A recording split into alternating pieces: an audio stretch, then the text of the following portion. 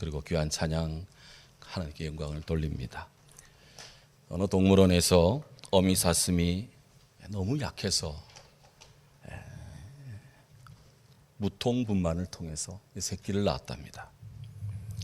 그런데 이제 새끼를 떡 놓고 어떤 일이 벌어졌을까요?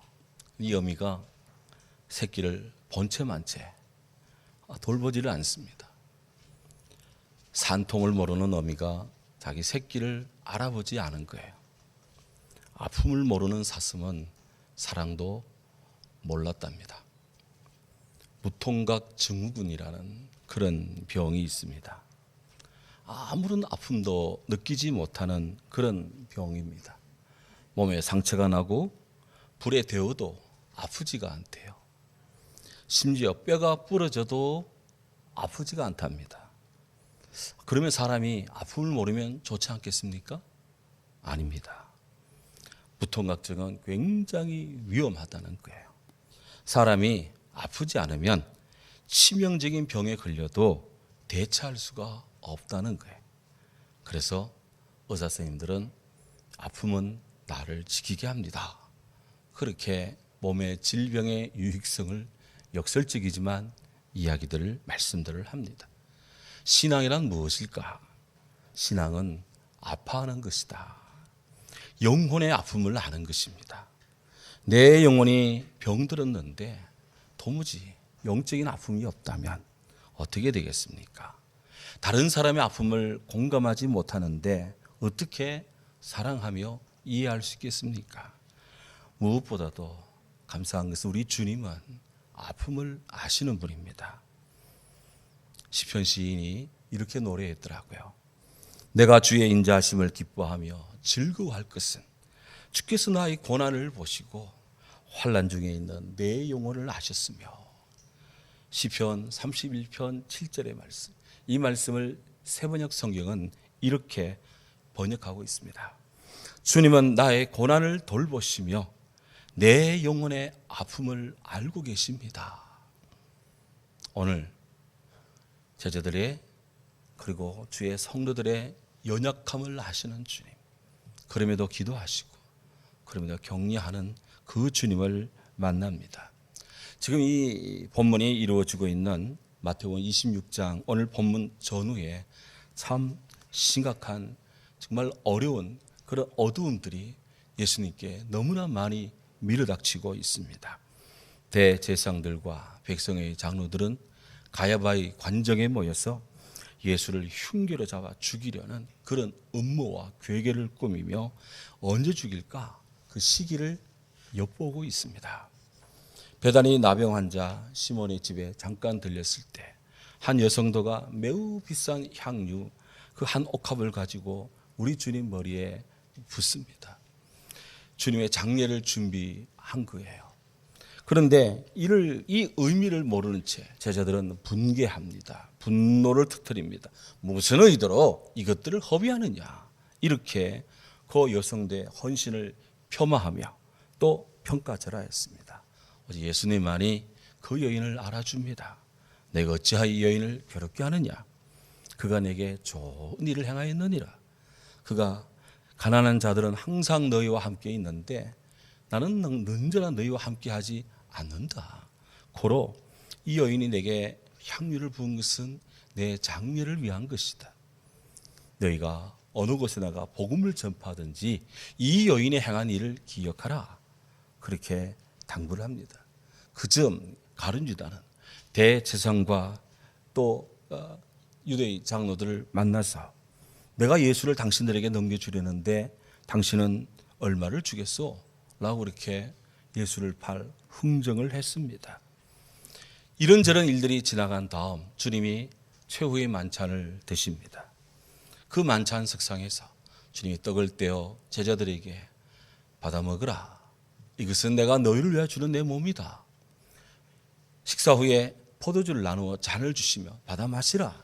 이것은 너희를 위하여 주는 내 몸이다. 너희가 이것을 행함으로 나의 고난, 나의 죽음을 기념하라. 그렇게 성찬, 최초의 성만찬을 행하셨습니다. 이런저런 만찬을 마친 다음 오늘 성경에 따르면 제자들은 주님과 함께 찬송을 부르며 감난산으로 나아갔습니다.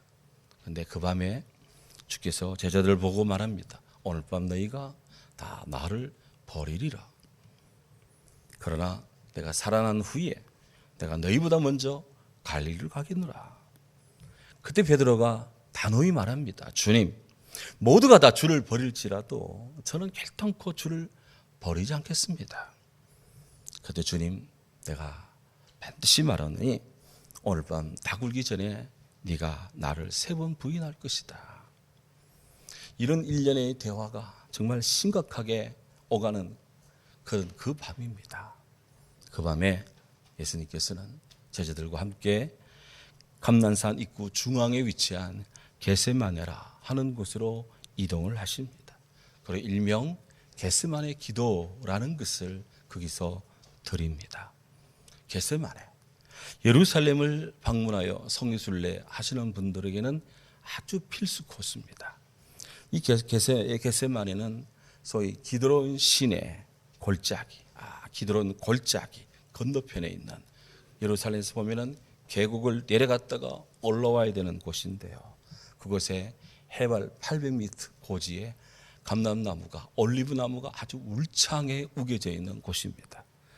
예루살렘 동쪽 통곡의 벽으로부터는 직선거리로 1.1km밖에는 안 되지만, 그러나 지형상으로 예루살렘 성벽에서 아주 급경사를 내려갔다가 다시 올라와야 되는 그런 힘든 지역입니다. 그곳에서 많은 사람들이 올리브를 가지고 짜서 기름을 내어, 그것은 아마도 겟세마네라, 아람어로 기름 짜는 틀이라 하는 지명이 붙여져 있습니다. 성경에 따르면 예루살렘을 방문하셨을 때 주님은 조용하고 한적했기에 이곳을 제자들과 함께 습관적으로 자주 들리셨다고 기록이 되어 있습니다. 주님은 그곳에서 기름 짜듯이 기도를 하십니다. 그런 연유로 해서 우리 주님의 이 겟세마네의 그 기도를 기억하는 땀 흘린 교회라는 교회가 그 겟세마네에 가면 이렇게 세워져 있습니다. 주님이 그곳에 도착해서 제자들에게 말씀합니다. 36절에 내가 저기 가서 기도할 동안 너희는 여기 앉아 있으라. 주님은 당신께서 기도하는 동안에 제자들은 이곳에서 앉아서 대기하라고, 좀 쉬며 대기하라고 장소를, 그리고 해야 될 일을 정확하게 지정을 해 주었습니다. 아마도 성경에서 만나는 주님의 그 일상을 보면 이 너무나 많은 고난 주간 속에 너무나 많은 일들, 많은 사람들, 정말 여러 가지 이 급격한 일들을 많이 만났기 때문에 주님뿐 아니라 제자들도 잠시라도 마음 편히 다리 뻗고 잘 시간이 별로 없었을 거예요. 이를 아시던 주님, 당신이 기도할 동안에 제자들은 여기서 좀 앉아서 쉬라, 그렇게 조치를 취하고, 이어지는 37절에 보면 베드로와 세베대의 2 아들들을 데리고 당신은 감난산 입구에서 조금 더 들어가서 겟세마네라 하는 그 숲의 깊은 곳으로 들어갔다고 말씀을 하고 있습니다. 여기 예수께서 지적하신 베드로, 세베대의 2 아들, 그들은 누굴까요? 베드로, 그리고 야고보, 요한, 늘 삼총사, 늘 주님이 아주 긴밀한 일을 하실 때 늘 대동했던 그들을 주님이 지목해서 데리고 겟세마네로 들어갑니다. 늘 그렇지만 선택은 주님의 절대적 주권하에 이루어집니다. 베드로와 야고보와 요한이 뭔가 특출난 재주가 있고, 그들이 다른 제자보다 월등하다거나 뒷배경이 좋다거나 아니면 주님께 특별히 잘했다거나 어떤 그런 것 때문에 주님이 그들을 택했다? 아닙니다. 성경에 많은 이 저자들은, 묵상가들은, 그들은 실수가 많았고 다른 여타 제자들처럼 주님께 부족함이 보여 책망도 받았고, 그럼에도 불구하고 그들은 그들의 생애 속에 주님의 부름을 받았고 결정적 순간에 주님께로부터 지목을 받았다. 이것은 그들이 잘나서 그런 것이 아니라 전적인 예수 그리스도 우리 주님의 뜻이었고 의지였다라는 것입니다. 오늘 우리가 이 땅에서 예수 그리스도 주의 백성 크리스찬 성도로 부름받은 것은 우리가 잘나서 훌륭해서 인격적으로 훌륭해서 인간적으로 좋아서가 아닙니다. 나 같은 죄인을 부르시는 하나님의 정할 수 없고 한가할 수 없는 은혜의 은총 덕분인 줄로 믿습니다. 이것이 바로 은총의 역사예요. 주님이 은혜 아래 그들을 지목했습니다. 고로 부름받은 자는 부름에 합당한 상을 위하여서 또 그 모습 그대로 아름다운 일을 해야 됩니다. 그것을 자랑한다거나 그것을 특권을 누리는 것으로 권세를 누려서도 안 됩니다. 왜? 좋은 열매를 맺지 않은 나무는, 그런 나무는 다 찍혀 불에 던지기 때문에 그렇습니다. 그러므로 더더욱 먼저 주님의 은혜를 부름받은 자들은, 은혜 아래에 있는 자들은 더더욱 겸손하며 더더욱 주님의 뜻을 따르고는데 우리 마음을, 내 몸을, 내 생각을, 내 삶을 드려야 됩니다. 주의 부르심과 선택에 합당한 열매 맺는 성도로서 온전하고자 하나님 아버지의 온전하심처럼 너희도 온전하라는 주님 말씀 앞에 우리가 두리껏 떨림으로 서야 될 겁니다. 이렇게 베드로, 요한, 야고보가 주님 모시고 겟세마네 깊은 곳에 들어가서 주님과 함께 기도의 자리에 있는데, 그런데 그들을 데리고 겟세마네 깊은 곳으로 들어가는 주님의 모습이 오늘 성경에 비치고 있습니다. 성경에 보면 주님이 고민하고 슬퍼했다라고 성경은 말합니다. Sorrowful and troubled. 주님이 굉장히 sorrow, 굉장히 마음이 고민하고 슬퍼했고 그렇게 놀라셨다. 주님이 굉장히 마음이 갈피를 못 잡을 정도의 그런 깊은 슬픔 속에 계셨다고 그렇게 성경이 말합니다. 우리가 지금 Walking with Jesus, 예수님과 함께 걷기를 지금 오랫동안 마태복음을 집중적으로 묵상해 오고 있는데요. 예수님께 지금과 같은 이런 심적 고통을 토로한 적이 없습니다. 주님 이렇게 마음이 고민되고 슬퍼했다고 성경이 기록한 부분이 없습니다. 바야흐로 예수님의 순환이 지금 실제적으로 시작되고 있고 제자들은 누구보다 이를 실감하고 있습니다. 이제 고난의 화살이 주께로부터 꽂히고 정말 고난의 불꽃이 당신을 지금 사를 것입니다. 그리고 우리 주님이 고민하고 슬퍼한 것, 우리 주님이 고통스러워한 것은 십자가의 고통이 힘들기 때문에 인간적으로 아마 그렇게 느끼는 부분도 없진 않을 거예요.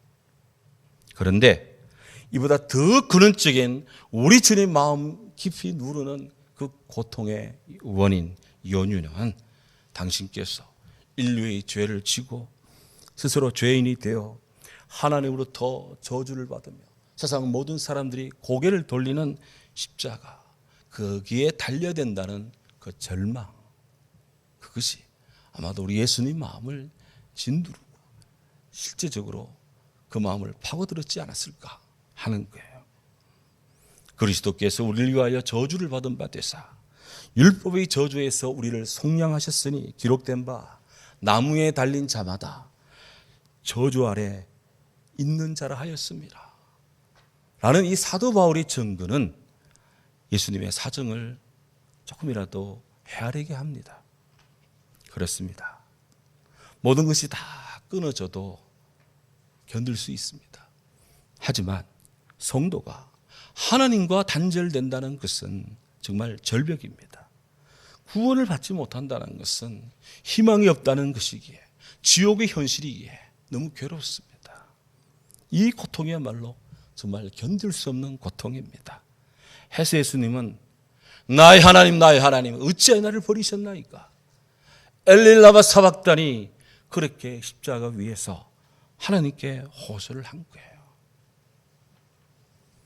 믿음의 선진들은 우리 주님이 마음에 당하셨던 이 고난, suffering, 이 고난이야말로 진정한 제자의 길로 여겼답니다.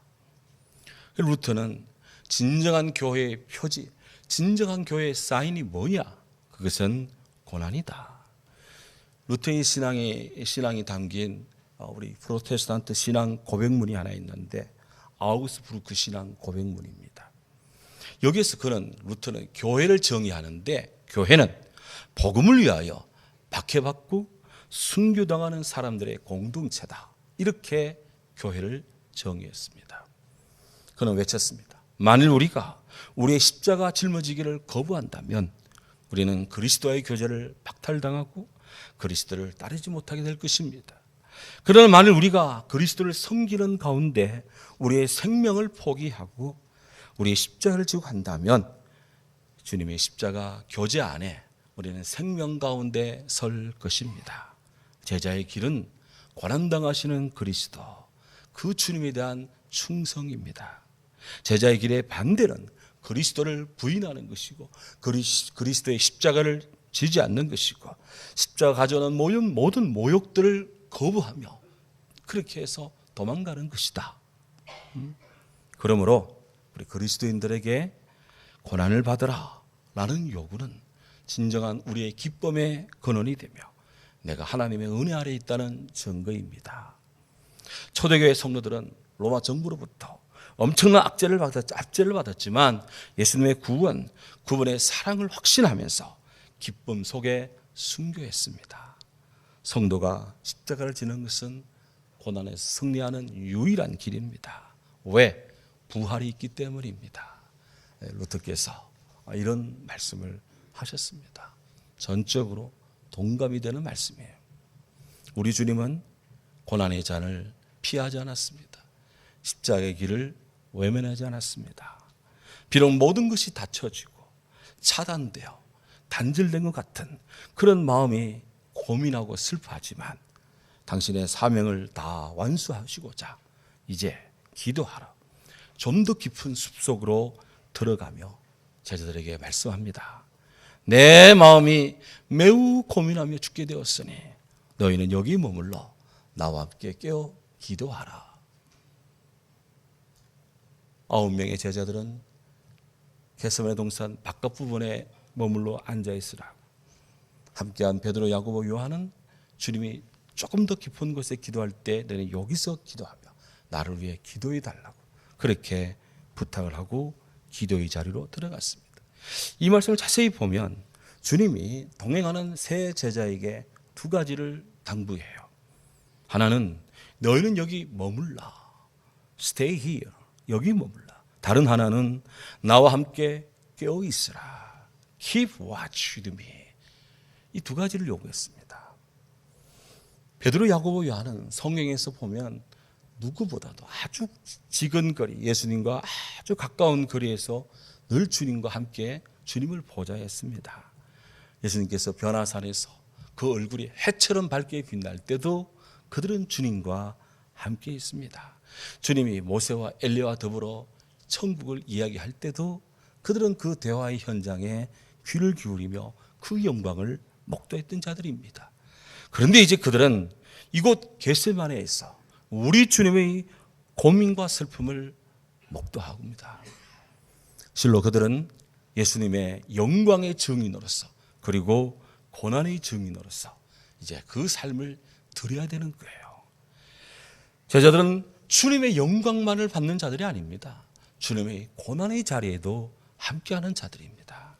오직 성령이 너에게 임하시면 너희가 권능을 받고 예루살렘과 온 유대와 사마리아와 땅끝까지 이르러 내 증인이 되리라 했는데 내 증인이 되리라, 바로 이 증인되는 것, 복음의 증인되는 것은 복음의 증인된 자의 몫입니다.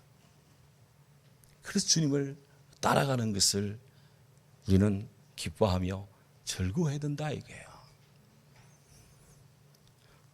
우피 골드버그라는 아주 미국의 유명한 흑인 여배우가 있는데 그분이 시스터 액터라는 아주 오래전 영화에서 막 이런 노래를 불렀어요. 아마 아시는 분은 알 겁니다. I will follow him 하는, I will follow him. 나는 주님을 따라갈 것입니다. 나는 그분이 갈 수 있는 곳이면 나는 그분을 따르고 그분 가까이에 있을 거예요. 어떤 것도 나를 멀어지게 할 수 없기 때문입니다. 그분은 나의 운명입니다. 예수님은 나의 운명입니다. 네, 그런 노래가 라디오 전파를 타고 흘러나올 때는 정말 기쁘더라고요. 주님은 당신의 제자들에게 당신과 함께 깨어있으라 그렇게 말씀하고 있습니다. 우리 인간의 행복을 견인하는 많은 단어가 있는데 우리 인간의 행복을 견인하는 결정적 단어 하나를 꼽아라 한다면 저는 함께, we들은 함께라는 단어를 꼽고 싶어요. 함께라서 힘이 되는 사람. 삼성그룹 광고 카피예요, 이게. 함께라서 힘이 되는 사람. 가족. 틀림없는 말입니다. 가장 힘들 때 함께하는 사람이 가족이더라고요. 병원에 가면 보호자 데려오라 그래. 가족을 데려오라 이 말입니다. 그런데 가족 중요합니다. 근데 정말 중요한 함께가 있습니다. 보라, 처녀가 잉태하여 아들을 낳을 것이요 그 이름을 임마누엘이라 하리라. 이를 번역한즉 하나님이 우리와 함께 하심이로다. God with us. 하나님이 우리와 함께 하심이로다. 예. 인류 최대의 축복은 우리와 함께 하시는 임마누엘 우리 하나님이십니다. 임마누엘 하나님의 함께 하심의 축복이 사랑하는 성도들 가정 10년 가족마다 함께 하기를 축원합니다. 아멘. 인간의 위기를 돌파하는 여러 가지 기제들이 많이 있는데 인간의 위기를 돌파하는 한 단어를 꼽으라면 저는 기도, prayer, 기도 이것을 꼽고 싶습니다. 키르케고르는 덴마크의 그 철학자가 사람들은 그를 철학자로 하는데 그분은 신학자입니다. 그가 말합니다. 기도는 호흡이다. 우리가 여러분 기도는 호흡입니다 라고 할 때 키르케고르 한 말이에요. 이게. 기도는 호흡입니다. 우리는 왜 호흡을 합니까? 호흡하지 않으면 죽기 때문입니다. 기도의 호흡은 세계를 변혁시키는 것이 아니라 기도함으로써 생기를 다시 얻는 것입니다. 기도할 때 우리는 기도함으로 누구를 살리고 누구를 구하고 누구를 축복하고 내가 기도함으로 뭐가 되는 줄 아는데 누구 앞에 앞서서 다른 이에 앞서서 기도하는 그 사람이 생기를 얻습니다. 기도하는 그가 은혜를 받습니다. 기도하는 그가 주의 축복을 받습니다. 청교도 설교가 했던 토마스 브룩스라는 그 목사님이 하나님은 가슴의 소리만 들으십니다. 만약 당신의 가슴이 벙어리라면 하나님도 분명 벙어리 되실 겁니다. 그러니까 우리가 이 가슴으로 무엇을 주께 토하느냐 주님은 그걸 듣는다는 거예요. 그래서 기도는 인간의 영을 내뿜고 하나님의 영 성령을 들이키는 것이다. 나는 내뿜어내고 주의 영을 들이키는 것. 그래서 그리스도 안에서 호흡이 이루어집니다. 이것이 기도입니다. 주님은 고난 속에서도 친히 제자들과 함께 기도하셨습니다. 얼굴을 땅에 대시고 기도하십니다. 유대인들은 주로 손을 들고 이렇게 서서 기도하기를 좋아했습니다. 혹은 무릎을 꿇고 기도합니다. 아주 훌륭한 성도의 기도죠. 그런데 예수님은 이날 겟세마네에서는 머리를 땅에 대고 엎드려서 기도했습니다. 자신을 완전히 비우는 겁니다. 나는 아무것도 아닙니다. 그렇게 해서 주 앞에 엎드리는 겁니다. 겸손이면 지극한 겸손이고 자기 헌신이면 절대적인 자기 헌신입니다. 복종이면 온전한 복종의 표현입니다. 해서 주님은 그렇게 기도했습니다. 아버지여 할만하시거든. 이 잔을 내게서 옮겨가게 하옵소서. 지나가게 하옵소서. 그러나 나의 원대로 마옵시고 아버지의 원대로 하옵소서. 옛날 번역에는 나의 뜻대로 마옵시고 아버지의 뜻대로 하옵소서. 이렇게 되어 있어요. 누가복음 22장에 보면 주님이 이 기도를 드릴 때 천사가 하늘로부터 내려와서 힘을 다하여 예수님께 힘을 다했다. 그렇게 기록됩니다. 그렇게 천사의 힘을 받으며 기도를 하는데 얼마나 주님이 뜨겁고 깊게 기도했는지 예수께서 애쓰고 더욱 간절히 기도하시니 땀이 땅에 떨어지는 핏방울같이 되었더라. 그렇게 성경은 기록하고 있습니다. 예수님의 기도는 매우 통절했고 정말 신앙적이었습니다. 예수님 마음의 짐을 하나님께 토로했습니다. 예수님 하나님 뜻을 먼저 구했습니다. 예수님 자신의 뜻을 내세우지 않았습니다. 예수님 확신을 위해 거듭 3번 거듭 기도하십니다. 예수님 하나님 뜻에 복종하며 기도하십니다. 예수님 자신을 낮추며 기도하십니다. 예수님 하나님을 아바, 아버지, 아빠라고 부르면서 친근하게 인격적 친밀성을 가지고 주님께 부르짖습니다. 주님 혼자 외로이 기도하십니다. 힘써 간절히 기도했습니다. 천사가 돕습니다. 혼자인 것 같아도 성령이 함께 하십니다. 그렇게 기도함으로써 하나님께 기도 응답을 받습니다. 십자가 잘 지게 되는 거예요. 이렇게 기도 1차 하고 나서 제자들에게 왔더니 베드로, 요한, 야고보 모두 잠이 들어 있습니다. 베드로에게 주님 말합니다. 어이 베드로, 너희가 나와 함께 1시간도 깨어 있을 수 없더냐? 시험에 들지 않게 깨어 있어 기도하라. 마음에는 원이로되 육신이 약하구나. 그리고 또 기도하러 갑니다. 누가복음 22장 같은 본문에 보면 주님이 기도한 후에 일어나 3명의 제자 있는 곳에 가서 봤더니 그들이 참으로 슬픔으로 인하여 잠든 것을 보시고, 제자들이 잠은 들어있는데 제자들 얼굴에도 우리 주님이 오죽하면 저렇게 고통 속에 기도하냐, 슬픔을 느끼며 그들이 자고 있더라는 거예요. 주님이 이 모습을 딱 보시면서 말합니다. 내가 나를 위로해 주니 고맙구나. 그렇게 말하지 않았어요. 어찌하여 자느냐? 시험이 들지 않게 일어나 기도하라. 말씀들이 마태복음과 누가복음 이 두 기절 사이에 공통적 말씀이 하나 있습니다. 시험에 들지 않게 깨어 기도하라. 일어나 기도하라. 이 말씀이 공통적으로 들어와 있습니다.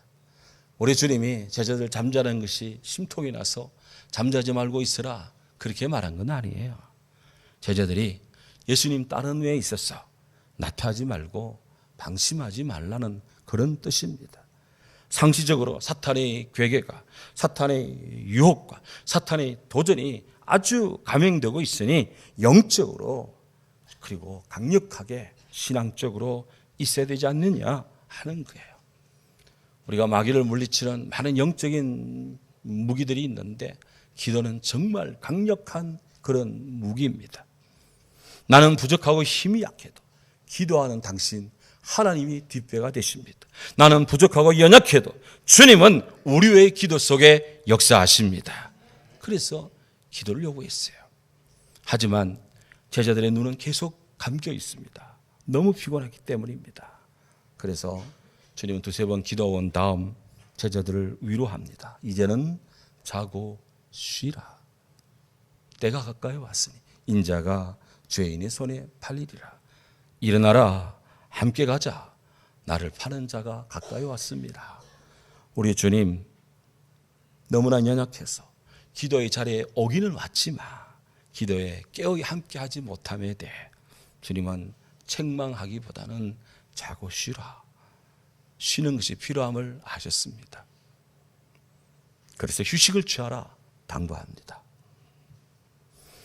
당신이 팔리고 죽음에 이르는 하나님 뜻이 곧 펼쳐지는데 좀 쉰 다음 일어나라. 함께 가자. Rise, let us go. 일어나라. 함께 가자. 좀 쉬었다가 함께 가자. 주님이 당부했어요. 최종 승리를 향해서 멈추면 안 되기 때문입니다. 그래서 일어나라. 함께 가자. 지난 70년 동안 우리 사랑하는 성도들 모두 주님과 함께 기도함으로써 오늘까지 믿음의 여정을 다해왔습니다. 때때로 삶이 힘겨워 눈을 감기도 하고 잠들 때도 있었습니다. 그럼에도 우리 예수님 말씀합니다. 일어나라. 함께 가자. 사랑하는 성도 여러분, 고난의 마지막 순간, 주님이 이제 곧 체포를 당하는 그때 제자들에게 주신 마지막 당부가 공식적으로 특별히 베드로, 요한, 야고보에게 이 말씀을 읽는 모든 성도들에게 주시는 말씀, 일어나라 함께 가자. 그렇습니다. 하늘나라 부활의 아침이 우리를 기다리고 있습니다. 일어나라 함께 가자. 오늘 한국교회를 향해 또 우리 교회를 향해 우리 심령을 향해 주님이 주시는 말씀입니다. 일어나라 함께 가자. 오늘도 주의 은총이 함께하기를 주의 이름으로 축원합니다. 사랑하는 주님 감사합니다. 겟세마네 그 고난의 장소를 고난의